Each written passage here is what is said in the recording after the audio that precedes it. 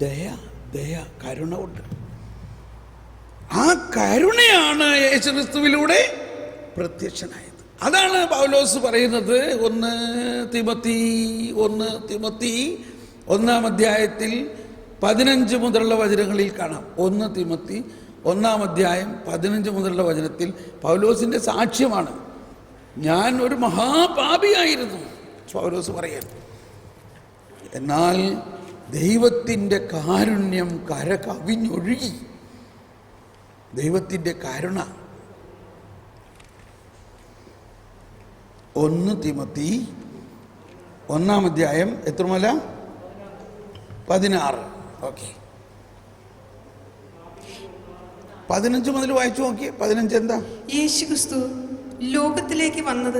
അതാണ് യേശുക്രിസ്തു ലോകത്തിലേക്ക് വന്നത് പാപികളെ രക്ഷിക്കാനാണെന്ന് പ്രസ്താവം വിശ്വസനീയവും തികച്ചും സ്വീകാര്യവുമാണ്. പാപികളിൽ ഒന്നാമനാണെങ്കിലും ഞാൻ എങ്കിലും എനിക്ക് കാരുണ്യം ലഭിച്ചു. അത് കണ്ടോ? ഒന്നുകൂടി പറഞ്ഞേ. എനിക്ക് കാരുണ്യം ലഭിച്ചു, എനിക്ക് ദയ ലഭിച്ചു, കരുണ ലഭിച്ചു. അത് നിത്യജീവൻ ലഭിക്കാൻ യേശുക്രിസ്തുവിൽ വിശ്വസിക്കാനിരുന്നവർക്ക് ഒരു മാതൃകയാകത്തക്ക വിധം, അല്ലെ? യേശുക്രിസ്തുവിൽ വിശ്വസിക്കാനിരുന്നവർക്ക് ഒരു മാതൃകയാകത്തക്ക വിധം പാപികളിൽ ഒന്നാമനായ എന്നെ അവന്റെ പൂർണ്ണമായ ക്ഷമ അവിടുത്തെ പൂർണ്ണമായ ക്ഷമ പ്രകടമായിരിക്കുന്നതിന് വേണ്ടിയാണ്. പ്രകടമാക്കുന്നതിന്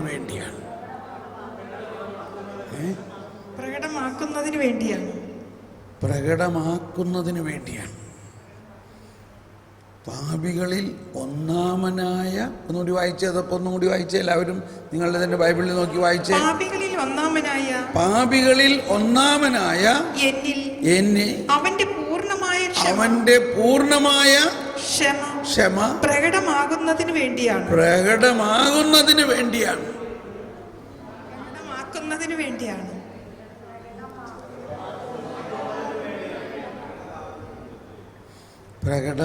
ആക്കുന്നതിന് വേണ്ടിയാണ്. അതൊന്നുകൂടി വായിക്കും. പാപികളിൽ ഒന്നാമനായ എന്നിൽ അവന്റെ പൂർണ്ണമായ ക്ഷമ പ്രകടമാക്കുന്നതിന് വേണ്ടിയാണ്.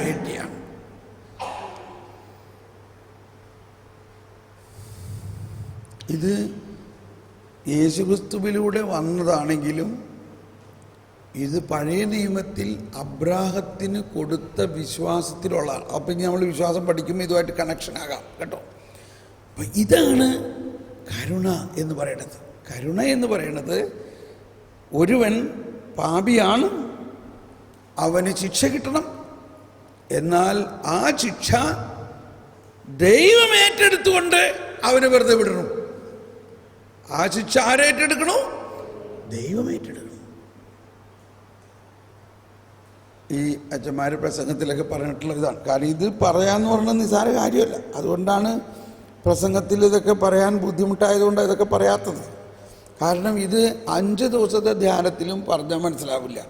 അങ്ങനെയാണ് 9 ദിവസത്തെ ധ്യാനം ഉണ്ടാക്കി. 9 ദിവസത്തെ ധ്യാനത്തിന് ആരും വരാത്തത് കൊണ്ട് വെട്ടിച്ചുരുക്കി ഞാനത് 6 ദിവസം ആയതുകൊണ്ട് ഇത്രയും പേര് വന്നേക്കണം. ഇനി നിങ്ങളിത് മനസ്സിലാക്കി തരാൻ വേണ്ടിയുള്ള പണിയാണ് ഞാൻ ചെയ്യണതല്ല. അതുകൊണ്ടാണ് 2 ദിവസം മുഴുവനും നമ്മൾ ദൈവീക ജ്ഞാനത്തിന് വേണ്ടി, വെളിപാടിന് വേണ്ടി പ്രാർത്ഥിച്ചത് കൊണ്ട് ഇപ്പം നിങ്ങളെന്നെ കല്ലെറിയണില്ല. പൗലോസിന് കല്ലേറ് കൊണ്ടത് മനസ്സിലായോ? ഇത് പറഞ്ഞതുകൊണ്ടാണ്. 10 നിയമം പ്രസംഗിച്ച് നടക്കുകയാണെങ്കിൽ പൗലോസിന് ഒരു കല്ലേറ് കൊള്ളില്ലായിരുന്നു. ഈശോ മിശിഹായെയും കല്ലെറിയാൻ വന്നു. ഈശോ ദൈവമായതുകൊണ്ട് പതുക്കനെ മുങ്ങിക്കളഞ്ഞു. കല്ലെറിയാൻ വന്നപ്പോൾ മനസ്സിലായി അവിടെ നിന്ന് പെട്ടെന്ന് ആളെ കാണാനില്ല. കാരണം സമയമായിട്ടില്ല എന്നെ കല്ലെറിയാനുള്ള. അല്ലേ? എത്ര പ്രാവശ്യം കല്ലെറിയാൻ വന്നു. ഇതുകൊണ്ടാണ് ആരും ഇത് പറയാത്തത്. ഞാൻ കല്ലെറിയാതിരിക്കാൻ വേണ്ടി 2 ദിവസം മുഴുവനും ഇത് ഇപ്പോൾ ഈ ഇവിടെ 3 ദിവസം എങ്ങനെയാണ് എമ്മാവൂസിൽ നടത്തിയെന്ന് എനിക്കറിയാം. 3 ദിവസമുണ്ട് എന്ന് പറഞ്ഞാൽ രാവിലെ 6 മണി രാത്രി 10 മണി വരെ ചങ്ക് പൊട്ടി ഞാൻ പറഞ്ഞു. എന്നിട്ട് 2-ാം ദിവസം ഒരാൾ പറഞ്ഞു, ഞാൻ പോകാണ്, ഇത് കേൾക്കാനാണ് വന്നത്. അതായത് പാപം ചെയ്യണവന് ശിക്ഷയില്ല എന്നുണ്ടെങ്കിൽ പിന്നെ എന്തിനാ പിന്നെ നമ്മൾ ഇതാണോ പഠിപ്പിക്കണത്? അങ്ങനെ പോകാൻ പോയ ഒരാൾ, ഞാൻ ദൈവാദിത്യത്തിൽ പിടിച്ച് നിശ്ചയം കൂടി നീ ഇരിക്കുന്നു, കേക്ക് ബാക്കിയുള്ള കാര്യം. ഇത് നവീകരണത്തിൽ വന്ന പ്രയർ ഗ്രൂപ്പ് ലീഡേഴ്സിൻ്റെ അവസ്ഥ ഇതാണെങ്കിൽ ബാക്കിയുള്ള സാധാരണ ജനങ്ങളുടെ അവസ്ഥ എന്താ? ഒരു അച്ഛൻ പ്രസംഗത്തിൽ പറഞ്ഞു, ഇങ്ങനെ ഒരു നടന്ന സംഭവമായിരിക്കാം പറഞ്ഞു കേട്ടിട്ട്, ഒരാളൊരു തെറ്റ് ചെയ്തു. ആ തെറ്റിനെ കോടതിയിൽ വന്നപ്പോൾ ജഡ്ജിയായിട്ട് കാണുന്നത് ഇയാൾ പഠിപ്പിച്ചിട്ടുള്ള ഒരു സ്റ്റുഡൻ്റാണ്. ജഡ്ജിയായിട്ട്. ഇയാൾക്ക് സമാധാനമായി. എൻ്റെ സ്റ്റുഡൻ്റ് തന്നെ ജഡ്ജിയായിട്ട് വന്നിരിക്കുന്നു. അപ്പോൾ ഇയാൾ വിചാരിച്ച് ഈ ജഡ്ജി ശിക്ഷിക്കില്ല, എങ്ങനെയെങ്കിലും കേസ്. പക്ഷേ ഇയാൾ പ്രതീക്ഷിച്ചതിന് വിപരീതമായിട്ട് ജഡ്ജി കൃത്യമായിട്ട് ശിക്ഷ കൊടുത്തു. ശിക്ഷ എന്തോ 3000 രൂപ പഴയ അടയ്ക്കണം എന്ന് പറഞ്ഞു. കേസിലെ ഇന്ന നിയമപ്രകാരം, കാരണം നിയമം അനുസരിച്ചല്ലേ ജഡ്ജിക്ക് ചെയ്യാൻ പറ്റുള്ളൂ. ഇത് ഇയാൾക്ക് ഭയങ്കര പ്രയാസമായി. എന്ത് ചെയ്യാൻ പറ്റും? പിഴ അടയ്ക്കാനായിട്ട് ഇയാൾ ചെന്ന് കഴിഞ്ഞു. പിഴ അടയ്ക്കാൻ ചെന്ന് കഴിഞ്ഞപ്പോൾ അവിടെ പറയാണ്, ആ സാറിൻ്റെ പിഴ അടച്ചല്ലോ. ആരടച്ചു? അതാ ജഡ്ജി സാറ് തന്നെ വന്ന് അടച്ചുകൊണ്ട് പോയി. അതാണ് ദയ. അല്ലോ, അദ്ദേഹം എൻ്റെ ഗുരുനാഥനാണ്, അദ്ദേഹത്തിന് പകരം.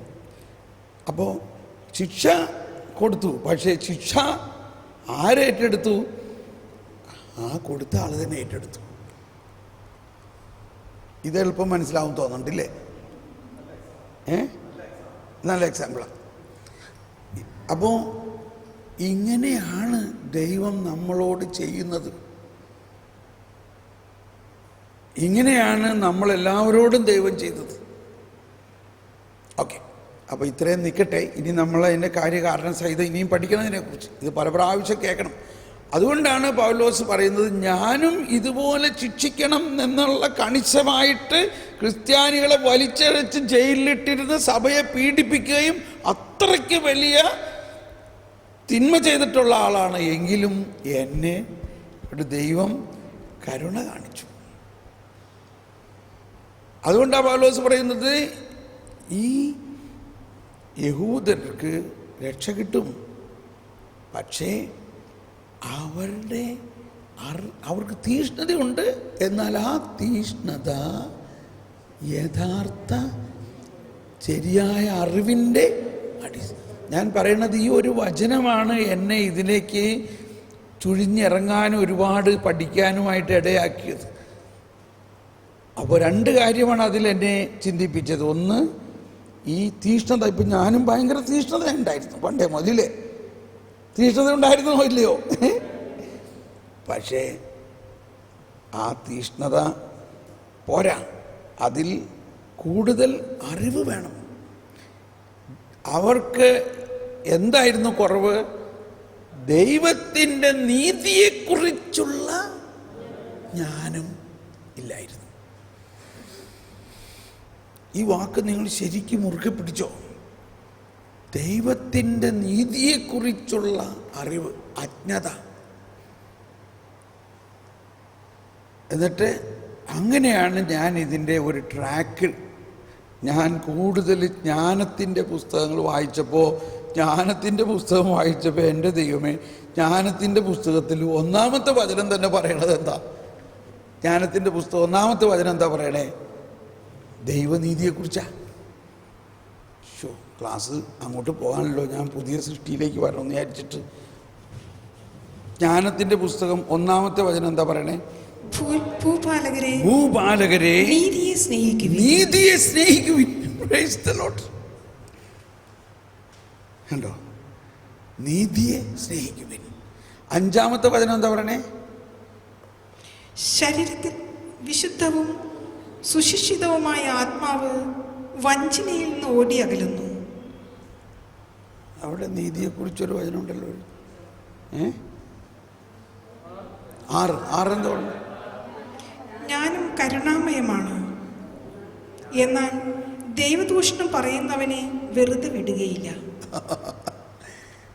ജ്ഞാനം ഇങ്ങനെ നമ്മൾ തുടർന്ന് പഠിക്കുമ്പോൾ ഈ ജ്ഞാനത്തിൻ്റെ പുസ്തകത്തിൽ മുഴുവനും നീതിയെക്കുറിച്ചാണ്. 12-ാം അധ്യായം കണ്ട് ഞാനതിന് ഓർക്കുന്നുണ്ട്.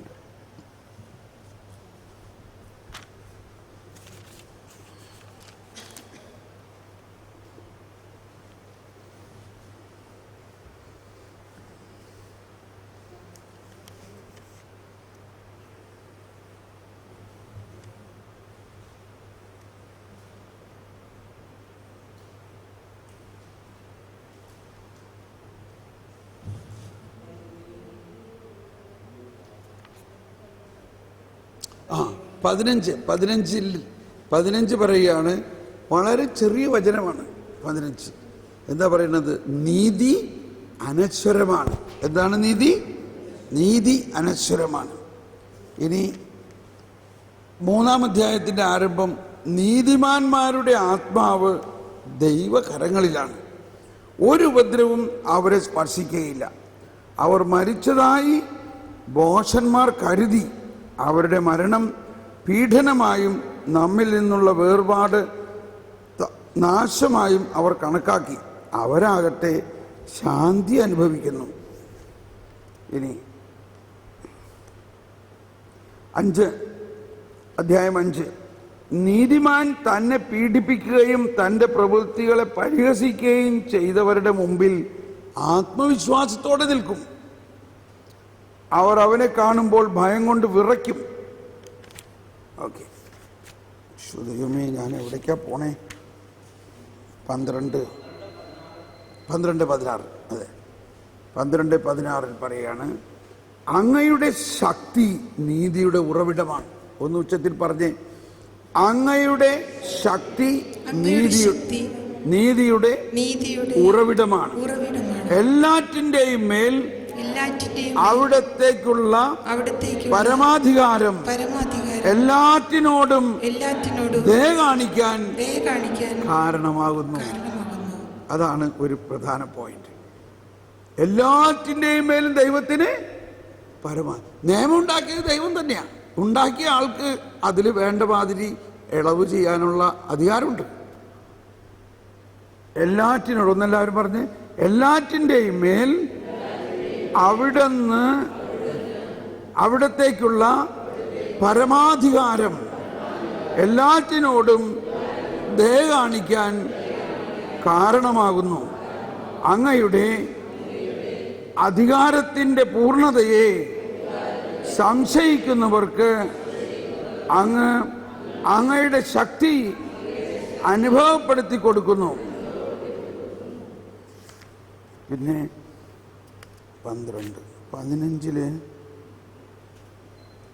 15-ാം അധ്യായം, ജ്ഞാനം 15-ാം അധ്യായം, ഞങ്ങളുടെ ദൈവമേ, 15-ാം അധ്യായം 1 മുതൽ എല്ലാവരും, ഞങ്ങളുടെ ദൈവമേ, അവിടുന്ന് ദയാലുവും വിശ്വസ്തനും ക്ഷമാശീലനുമാണ്. അവിടുന്ന് എല്ലാറ്റിനെയും കൃപയോടെ പരിപാലിക്കുന്നു. ഞങ്ങൾ പാപികളെങ്കിലും അങ്ങയുടെ ജനമാണ്. ഒന്നുകൂടി, ഞങ്ങൾ പാപികളെങ്കിലും അങ്ങയുടെ ജനമാണ്. ഞങ്ങൾ അവിടുത്തെ ശക്തി അറിയുന്നു. അങ്ങ് ഞങ്ങളെ, ഒന്ന് ശബ്ദമുയർത്തി എല്ലാവരും, അങ്ങ് ഞങ്ങളെ സ്വന്തമാക്കിയിരിക്കുന്നു. അങ്ങ് ഞങ്ങളെ സ്വന്തമായി കണക്കാക്കിയെന്ന് അറിയുന്നതിനാൽ ഞങ്ങൾ പാപം ചെയ്യുകയില്ല. അങ്ങയെ അറിയുന്നതാണ് നീതിയുടെ പൂർണ്ണത.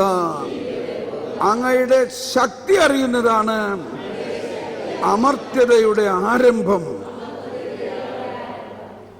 Praise the Lord. ഒന്ന് സ്തുതിച്ച് പ്രാർത്ഥിക്കാം. കർത്താവേ സ്തോത്രം. പരിശുദ്ധാത്മാവേ, ഈ ദൈവനീതിയുടെ രഹസ്യങ്ങൾ ഞങ്ങൾക്ക് വെളിപ്പെടുത്തി തരണമേ. ദൈവനീതിയെക്കുറിച്ച്, ദൈവത്തിൻ്റെ കരുണ, ദൈവത്തിൻ്റെ ദയയുടെ ഏറ്റവും വലിയ പ്രകടനമാണ് ദൈവനീതി എന്ന് പറയുന്നത്.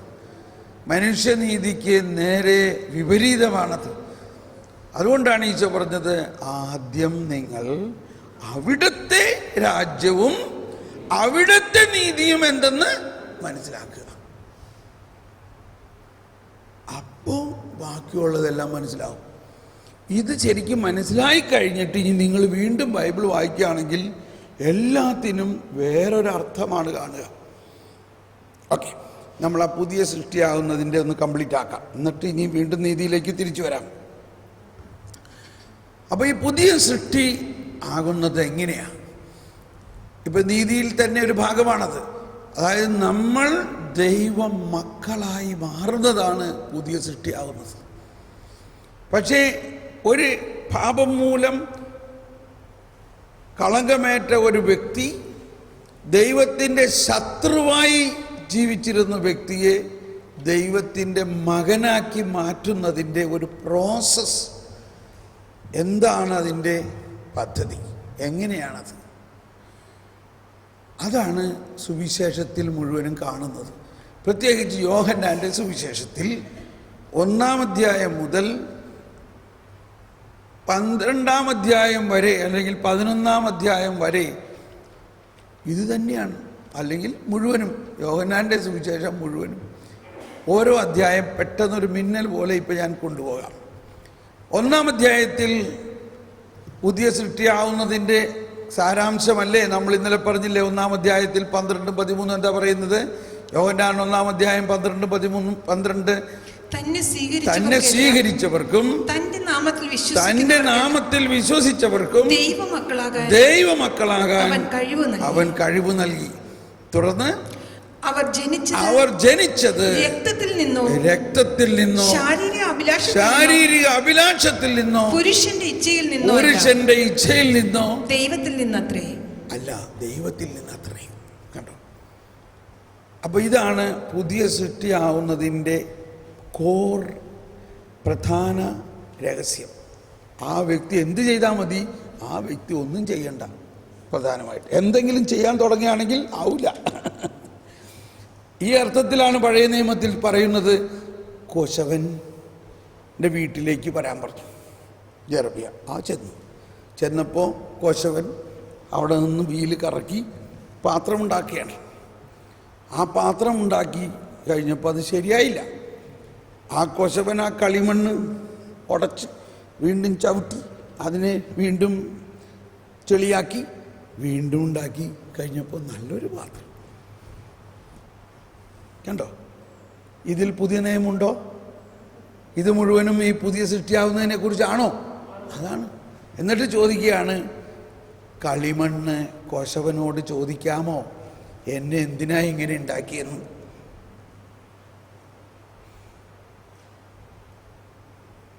ഇതാണ് നമ്മൾക്ക് ഇത്തിരി ബുദ്ധി കൂടിപ്പോയതുകൊണ്ട് നമ്മൾ ദൈവത്തിനോട് ചോദിക്കുകയാണ്, എന്തിനാ എന്നെ ഇങ്ങനെ ഉണ്ടാക്കിയത്? എന്തിനാ എന്നെ ഇങ്ങനെ ചെയ്തു? എന്നെ ഉണ്ടാക്കിയത് തെറ്റിപ്പോയി, അതുകൊണ്ട് ഞാനിപ്പോൾ എന്നെ മാറ്റി ഉണ്ടാക്കാൻ പോവാണ്. നമ്മൾ ആളുകളോട് ഇൻസ്ട്രക്ഷൻ കൊടുക്കുകയാണ്, നീ ഇങ്ങനെ ചെയ്യരുത്, നിന്നോട് എത്ര പ്രാവശ്യം പറഞ്ഞിട്ടാണ് ഇങ്ങനെ ചെയ്യരുത്. ശരിയാണ്, എനിക്കങ്ങനെ ചെയ്യണമെന്ന് ആഗ്രഹമില്ല, പക്ഷെ ഞാൻ അങ്ങനെ അങ്ങ് ചെയ്തു പോവുകയാണ്. കാരണം എന്താ? മനുഷ്യ, നീ മണ്ണാകുന്നു. നിന്നിൽ മണ്ണിൻ്റെ വാസനകൾ നിൽക്കുന്നിടത്തോളം സമയം നീ അതനുസരിച്ചേ ജീവിക്കുള്ളൂ. പക്ഷെ നിന്നെ വിണ്ണാക്കി മാറ്റി കഴിയുമ്പോൾ, നിന്റെ സത്ത രൂപാന്തരീകരിച്ച് കഴിയുമ്പോൾ, നിന്നെ ആ അവസ്ഥ മാറ്റി കഴിയുമ്പോൾ നീ പുതിയ സൃഷ്ടിയാവും. അതിൽ നമ്മൾ ഒന്നും ചെയ്യണ്ട എന്ന് നമ്മൾ ആദ്യം വിചാരിക്കണം. നമ്മൾക്ക് കിട്ടിയിരിക്കുന്ന, ഞാൻ കുറ്റം പറയേണ്ടതല്ല, ഈ ഭാഷ ഉപയോഗിക്കുന്നേ ഉള്ളൂ, നമ്മൾക്ക് കിട്ടിയിരിക്കുന്ന ഫോർമേഷൻ മുഴുവനും നമ്മൾ എന്തെങ്കിലും ചെയ്ത് നമ്മളെ ശരിയാക്കണമെന്നുള്ളതാണ്. അവിടെയാണ് നമുക്ക് തെറ്റുപറ്റിയിരിക്കുന്നത്. നമ്മളിതൊക്കെ പറയുമ്പോൾ അപ്പം നമ്മുടെ ഭാഗത്തുനിന്ന് എന്ത് ചെയ്യണം? നമ്മുടെ ഭാഗത്തുനിന്ന് എന്തെങ്കിലും ചെയ്യണം എന്നുള്ളതാണ് എല്ലാവരുടെയും എല്ലാ ധ്യാനത്തിലും പറയണെന്താ, നിങ്ങളിങ്ങനെ ചെയ്യണം, നിങ്ങളിങ്ങനെ ചെയ്യണം, നിങ്ങളിങ്ങനെ ചെയ്യരുത്, അതല്ല കർത്താവ് പറയണത്. അപ്പസ്തോലന്മാർ യഹൂദർ ചോദിച്ചു, ഞങ്ങൾ എന്ത് ചെയ്യണം? നിങ്ങൾ വിശ്വസിക്കണം. നിങ്ങൾ ആരിൽ വിശ്വസിക്കണം? കർത്താവ് അയച്ച അവനിൽ വിശ്വസിക്കണം. അവനെല്ലാം ചെയ്തോളും. കൊശവൻ ചെയ്തോളും. കളിമണ്ണ് ഒന്നും ചെയ്യണ്ട. കളിമണ്ണ് അങ്ങ് വിട്ടുകൊടുത്താൽ മതി, എന്നെ നീ എങ്ങനെയെങ്കിലും രൂപപ്പെടുത്തിക്കോ. അപ്പോൾ കൊശവൻ അതുപയോഗിച്ച് മനോഹരമായ പാത്രമുണ്ടാക്കും. കൊശവന്റെ കയ്യിലെ കളിമണ്ണ് പോലെ. ഈ അർത്ഥത്തിലാണ് നമ്മൾ ജ്ഞാനത്തിൻ്റെ പുസ്തകത്തിൽ അവസാനം കേട്ടായിരുന്നു. അവസാനം സോളമന് മനസ്സിലായി, അവളാണ് ഇതിൻ്റെ ജനനിയെന്ന്. അപ്പോൾ നമ്മൾ എന്ത് ചെയ്യണം? നമ്മളൊന്നും ചെയ്യണ്ട. നമ്മൾ ജ്ഞാനത്തിൻ്റെ കയ്യിൽ ഒരു കളിമണ്ണ് പോലെ അങ്ങ് ആയാൽ മതി. ഓ ജ്ഞാനമേ, നീ എന്നെ പുതിയതാക്കി മാറ്റ്.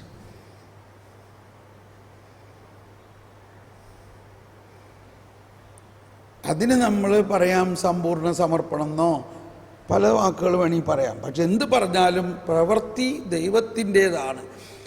അതാണ് 1-ാം അധ്യായത്തിൽ പറയുന്നത്. വചനം എന്നെ സ്വീകരിച്ചവർക്കും യേശുവിനെ സ്വീകരിച്ചവരും യേശുവിനെ വിശ്വസിച്ചവരും ദൈവം പുതിയ സൃഷ്ടിയാക്കി മാറ്റുന്നു. എന്താക്കി മാറ്റുന്നു? ദൈവ മകളായി മാറ്റുന്നു, മകനാക്കി മാറ്റുന്നു. അത് മനുഷ്യൻ്റെ ഇച്ഛയിൽ നിന്നല്ല. കണ്ടോ, മനുഷ്യൻ്റെ ഇച്ഛയിൽ നിന്നല്ല. മനുഷ്യൻ്റെ ഇച്ഛ അല്ല അവിടെ പ്രധാനം, ദൈവത്തിൻ്റെ പ്രവൃത്തിയാണത്. 1-ാം അധ്യായം. ഇനി 2-ാം അധ്യായത്തിൽ ഇതെങ്ങനെ നടക്കണമെന്നുള്ളതിൻ്റെ ഒരു അടയാളമാണ്. ആ അടയാളത്തിലാണ് കാനായിലെ കല്യാണത്തെ കാണേണ്ടത്. Praise the Lord. കാനായിലെ കല്യാണത്തെക്കുറിച്ച് ഞാൻ എത്ര വർഷം പറഞ്ഞിട്ടുള്ളതാണ്. അയ്യോ, ആ കുടുംബത്തിലെ അന്തരീക്ഷം എന്തോ ഒരു പ്രയാസമായിരുന്നു. കല്യാണ വീട്ടിൽ വീഞ്ഞു തീർന്നു പോയാലുണ്ടാകുന്ന അരക്ഷിതാവസ്ഥയിൽ മാതാവ് ഇടപെട്ടു, മാതാവിൻ്റെ മധ്യസ്ഥം വെച്ചുകൊണ്ട് വീഞ്ഞുണ്ടാക്കി കൊടുത്ത് അവരുടെ ആ ധർമ്മസങ്കടത്തിൽ നിന്ന് ആ സമൂഹത്തെ രക്ഷിച്ചു എന്നൊക്കെ കണ്ടോ. അതെല്ലാം മെറ്റീരിയലിസ്റ്റിക്കാണ്, ഇല്ലേ? പക്ഷെ അതൊന്നുമല്ല. എങ്ങനെയാണ് 1-ാം അധ്യായത്തിൽ പറഞ്ഞിരിക്കുന്നത് നടപ്പാക്കണത്? എന്താ 1-ാം അധ്യായത്തിൽ പറഞ്ഞിരിക്കുന്നത്? ഈ പുതിയ സൃഷ്ടിയാകുന്നത്, ഈ പാപിയായ മനുഷ്യൻ ദൈവമകനായിട്ട് മാറുന്നത് എങ്ങനെയാണ്? എല്ലാവരും ഒന്ന് കൈയടിച്ചേ.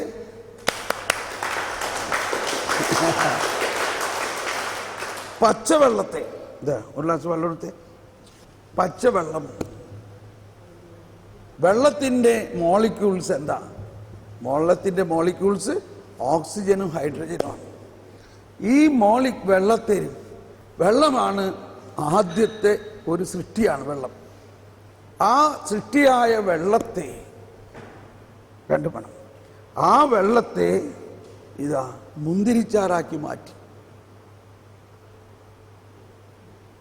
ഈ മുന്തിരിച്ചാറിൻ്റെ അല്ലെങ്കിൽ വീഞ്ഞിൻ്റെ മോളിക്യൂൾസ് എന്താ? വീഞ്ഞിൻ്റെ മോളിക്യൂൾസ് എഴുതിയെടുത്തോ. CH3CH2OH. ഇതാണ് വീഞ്ഞിൻ്റെ മോളിക്യൂൾസ്. CH3CH2OH. CH3CH2OH.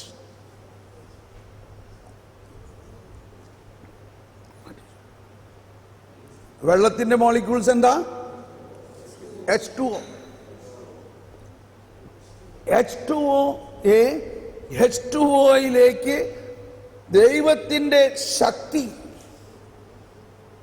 ദൈവത്തിൻ്റെ ശക്തിയുടെ ആഗമനത്തിലൂടെ CH3CH2OH ആക്കി. ഇത് തമ്മിൽ വല്ല ബന്ധമുണ്ടോ? CH3CH2OH എന്ന് പറയുന്നത് ഈഥൈൽ ആൽക്കഹോളിൻ്റെ മോളിക്യൂൾസ് ആണ്. ആൽക്കഹോൾ. അപ്പോൾ ഈ വെള്ളം എന്ന ഒരു സബ്സ്റ്റൻസിനെ, ഒരു സൃഷ്ടിയെ ദൈവത്തിന് വീഞ്ഞുണ്ടാക്കാൻ ഈ സൃഷ്ടിയുടെ ആവശ്യമൊന്നുമില്ല. വീഞ്ഞുണ്ടാകട്ടെ എന്ന് പറഞ്ഞാൽ വീഞ്ഞുണ്ടാകുമായിരുന്നു. ദൈവം ഇല്ലായ്മയിൽ നിന്ന് എല്ലാം ഉണ്ടാക്കുന്നവനാണ് ദൈവം. അപ്പോൾ വീഞ്ഞ് കൊടുക്കാൻ വേണ്ടിയാണെങ്കിൽ ഈ വെള്ളം നിറയ്ക്കാൻ പറയേണ്ട വല്ല ആവശ്യമുണ്ടോ? അപ്പൊ അവിടെ വീഞ്ഞ് കൊടുക്കാൻ വേണ്ടി അതൊരു അവസ്ഥ അവിടെ ഉണ്ടായിരുന്നതിനെ ഇതിനു വേണ്ടി ഉപയോഗിക്കുകയാണ്. അവിടെ വലിയ കാര്യങ്ങൾ വേറെ ചിന്തിക്കാനുണ്ട്. മാതാവ് പറയാണ് അവരുടെ വീഞ്ഞ് തീർന്നു പോയി എന്ന് പറഞ്ഞാൽ ആ പഴയ വീഞ്ഞ് തീർന്നു. അതായത് പഴയ നിയമവും ചട്ടങ്ങളെയും നിക്ഷിപ്തമായിരുന്ന ആ ഫരിസേയന്റെ നീതി കഴിഞ്ഞു. അത് കഴിയേണ്ട സമയമായി. ഇനി നീ കൊണ്ടുവന്നിരിക്കുന്ന പുതിയ നീതി നടപ്പാക്കണം. അതാണ് പുതിയ വീഞ്ഞ്. ആ അർത്ഥത്തിലാണ് അവിടെ പറയുന്നത് അവരുടെ വീഞ്ഞ് തീർന്നു, ഇനി നിന്റെ വീഞ്ഞ് കൊണ്ടുവരണം. അപ്പൊ ഈശോ ചോദിക്കുകയാണ്, എൻ്റെ സമയമായില്ലല്ലോ. ഇവർ രണ്ടുപേരും പറയണത് കംപ്ലീറ്റ് വേറെ ഡിപ്പാർട്ട്മെന്റാണത്. ഏത് സമരിയാക്കാരിയുടെ അടുത്ത് ഈശോ വന്നിട്ട് വെള്ളം ചോദിച്ചു. സമരിയാക്കാരിയോട് പറഞ്ഞു, ഞാൻ നിനക്കൊരു വെള്ളം തരാമെന്ന് പറഞ്ഞു. സമരിയാക്കാരി, നീ എങ്ങനെ വെള്ളം തരും? നിന്റെ കയ്യിൽ പാളയമില്ല, കയറുമില്ല, കിണർ. കണ്ടോ, അവള് ചിന്തിക്കുന്നത് മുഴുവനും ഈ വെള്ളം എന്ന സബ്സ്റ്റൻസിനെ കുറിച്ചാണ്. ഈശോ പറയുന്നത് മുഴുവനും നിത്യജീവന്റെ വെള്ളത്തെക്കുറിച്ചാണ്. കണ്ടോ, രണ്ട് വേറെ ലാംഗ്വേജാണ്. എന്നാൽ ശബ്ദം വാക്കൊക്കെ ഒന്ന് തന്നെ, പക്ഷെ രണ്ടുപേരും ചിന്തിക്കുന്ന അർത്ഥം വേറെ വ്യത്യാസം. പക്ഷെ അവസാനം ഇതൊന്നിച്ച് ചേരുകയാണ്. എന്ന പോലെ തന്നെയാണ് ഇവിടെ മാതാവ് പറയുന്നത്. ഈ മാതാവിൻ്റെയും ഔസേപ്പിതാവിൻ്റെയും ഒരു പ്രത്യേകത, അവർ പല കാര്യങ്ങളും പറയാണ്ട് തന്നെ നടത്തുന്നവരാ. മാതാവും ഔസേപ്പിതാവും ആണ് ബൈബിളിലെ ഏറ്റവും സൈലന്റ് പേഴ്സണാലിറ്റീസ്. എന്നാൽ ഇന്ന് ലോകം മുഴുവനും കേൾക്കുന്നതും പറയണതും അവരെക്കുറിച്ച്. ആരുടെ പേരുണ്ടെങ്കിലും Joseph Mary, Saint Joseph school, Saint Mary's school, അച്ഛന്മാരും കന്യാസ്ത്രീകളും എല്ലാം അവർ. അപ്പോൾ എന്താണ് മാതാവിൻ്റെയും ഔസേപ്പിതാവിൻ്റെയും പരിപാടി എന്നറിയാമോ? അവർ ഹൃദയത്തിൽ വിചാരിക്കുമ്പോഴേക്കും കാര്യം നടക്കണം. അതാണ് ഏറ്റവും വലിയ പ്രാർത്ഥന. അവരെല്ലാം കോണ്ടംപ്ലേഷനിലാണ്.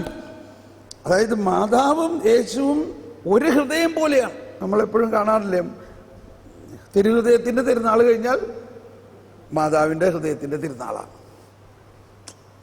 കുരിശിൻ്റെ മഹത്വം കഴിഞ്ഞാൽ എന്താ മാതാവിൻ്റെ സോറഫുൾ മേരിയുടെ എന്താ പറയുന്നത്, വ്യാകുല മാതാവിൻ്റെ തിരുനാളാണ്. അപ്പം ഇത് രണ്ടും ഇങ്ങനെ ഒട്ടിച്ചിരിക്കുകയാണ് ഇവർ രണ്ടുപേരുടെയും ഹൃദയം. അങ്ങനെയാണ് അവർ രണ്ടുപേരും ഒരു ഹൃദയമാണ്. അപ്പോൾ ഒരുപാട് കാര്യങ്ങൾ എനിക്ക് തോന്നുന്നത് അവിടെ പറയാത്ത കാര്യം അവർ തമ്മിൽ അകത്ത് പറയണ്ട്. മനസ്സിലാവണം കേട്ടോ. കാരണം അവിടെ കല്യാണത്തിൻ്റെ ബഹളത്തിൻ്റെ ഇടയിൽ എല്ലാം പറയാൻ പറ്റും, പക്ഷെ അകത്ത് ഇവർ തമ്മിൽ സംസാരിക്കുന്നുണ്ട്.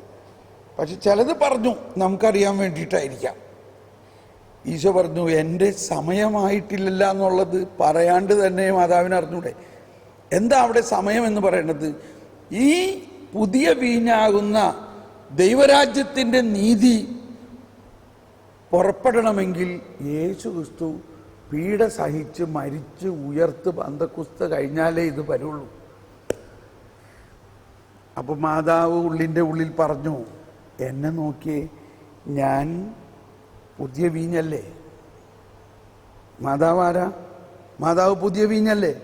എന്തുകൊണ്ട് മാതാവ് പുതിയ വീഞ്ഞായിരിക്കുന്നു? യേശുവിൻ്റെ പീഡാനുഭവത്തിൻ്റെയും മരണത്തിൻ്റെയും ഉയർപ്പിൻ്റെയും പന്തക്കുസ്തായുടെയും എല്ലാ യോഗ്യതകളും മുൻകൂർ മാതാവിലേക്ക് പകർന്നിട്ട് മാതാവ് ഉത്ഭവഭാവം പോലും ഇല്ലാത്തവളായി ജനിച്ചു. ഇല്ലേ? അപ്പോൾ മാതാവാണ് ആദ്യത്തെ പുതുവീഞ്ഞും പുതിയ തോൽക്കുടും. അപ്പോൾ മാതാവ് പറയാണ്, നമുക്ക് സമയമായി ആ അടയാളമായിട്ട് കാണിക്കാനായിട്ട്.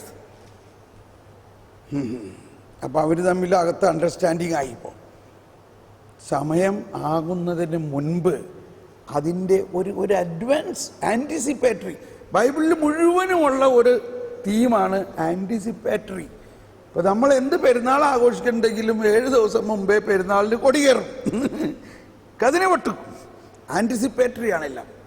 നമ്മളിപ്പോൾ സ്വീകരിക്കുന്ന വിശുദ്ധ കുർബാന അന്ത്യദിനത്തിൽ വരാനിരിക്കുന്ന യേശുവിനെ നമ്മളിപ്പോൾ സ്വീകരിക്കുന്നത് ആൻറ്റിസിപ്പേറ്ററിയാണ്.